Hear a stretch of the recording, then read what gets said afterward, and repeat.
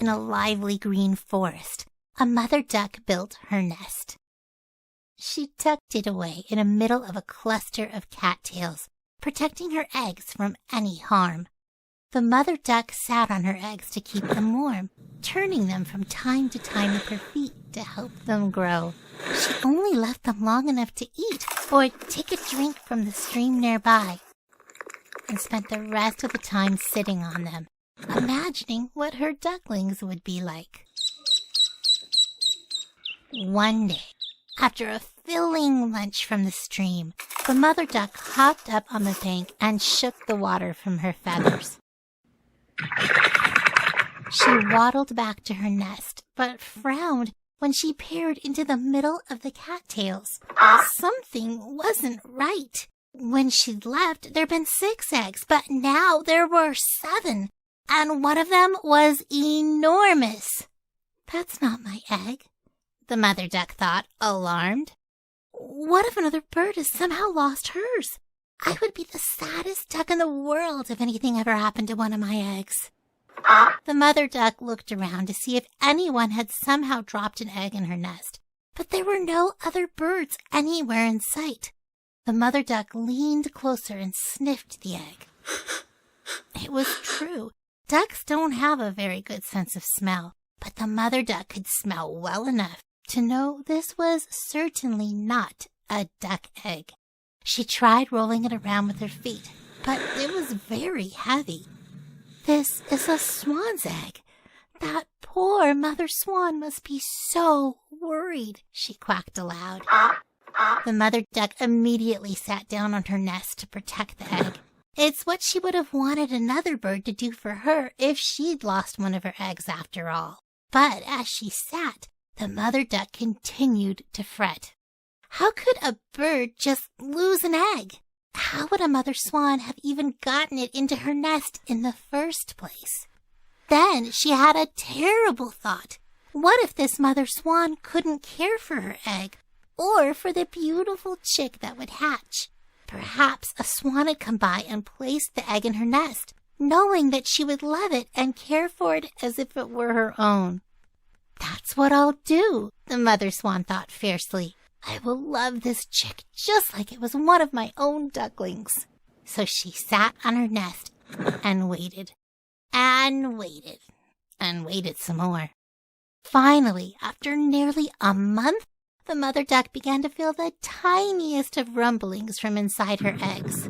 Just little vibrations at first, but soon her ducklings began to chip away at their shells and poke their heads out into the wide world. She was overjoyed. Her babies were finally here.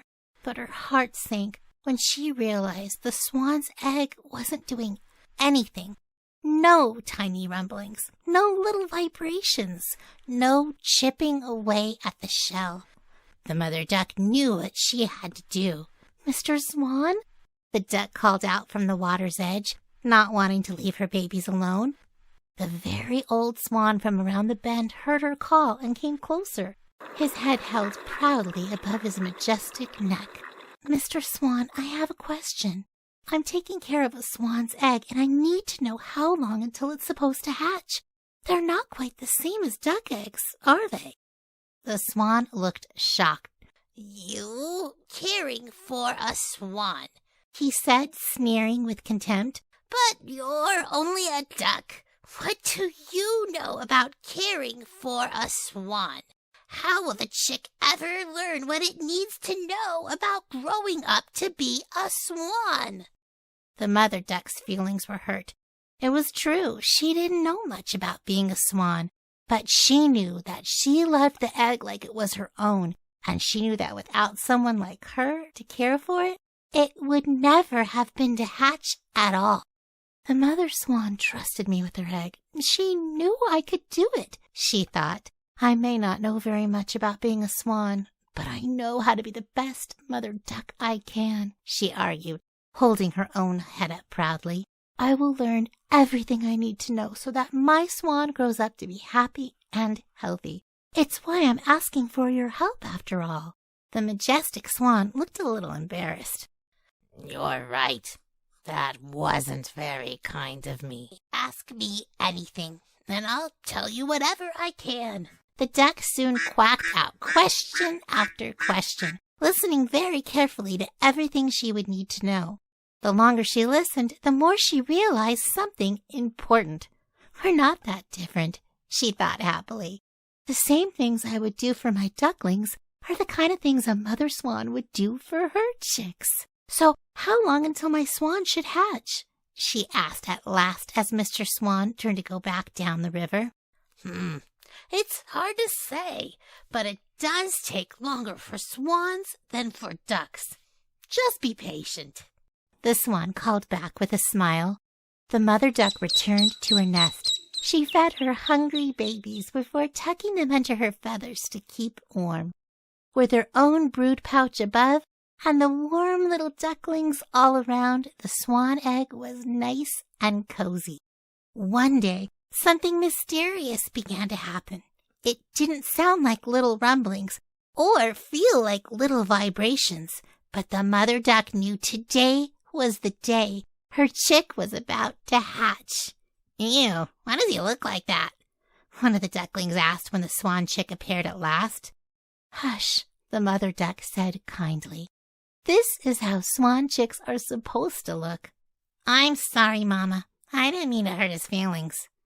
I know you didn't, but we must remember that all creatures have qualities that make them special, even if it means they're a little different, too.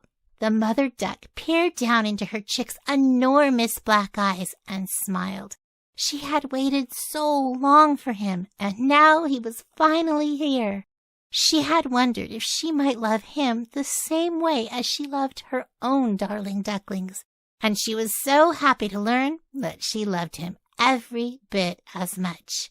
Many days later, the mother duck sat on the bank, watching her little family splash and play in the stream. They had learned to catch their own food and swim all the way across the water and back, and she knew that it would soon be time for her ducklings to build nests of their own. The swan chick, however, was still covered in fluffy gray down that hadn't grown as fast. She had been very worried at first. What if she wasn't feeding him what swans needed? What if she was supposed to do something differently? Then Mr. Swan had made her feel much better. He looks like a perfectly marvelous swan chick, the old swan had said with a proud smile. It's just that swans don't grow up as fast as ducklings. Just then, her chick came splashing towards her with his usual awkward paddling. He was crying, his sobs making the most unusual honking sound. Honk, honk. My dear, what's wrong? Are you hurt? The mother duck demanded in a worried voice, coming closer and looking at him carefully. The frogs over there were laughing at me and said I look strange, the swan chick said, burying his beak in the mother duck's wings.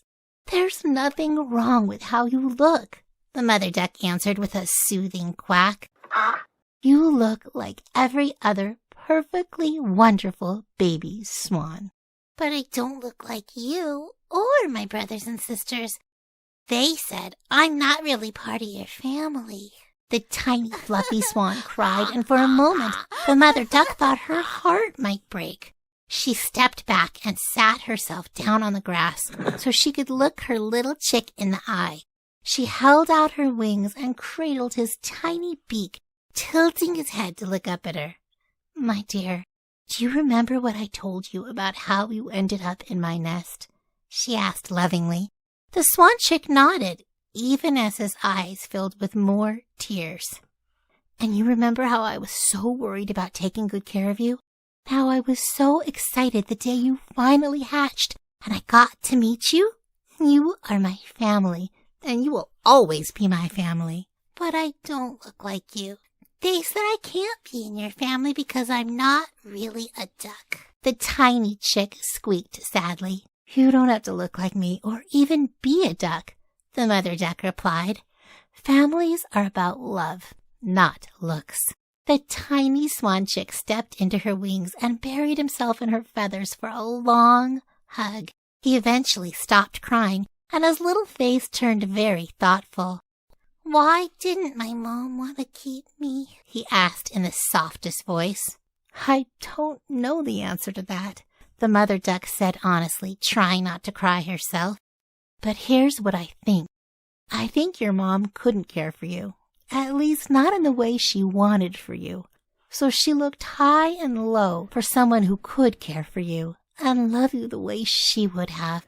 I think about how hard your mom must have worked to roll your egg all the way to my nest, and that tells me that she loved you so much." The swan chick smiled just a little bit. "Do you think I'll ever meet her?"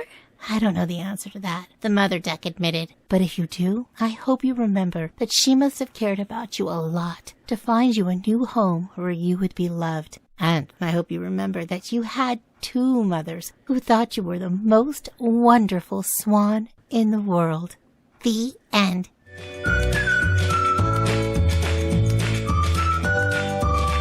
Thank you for listening to a Bearily Bear production.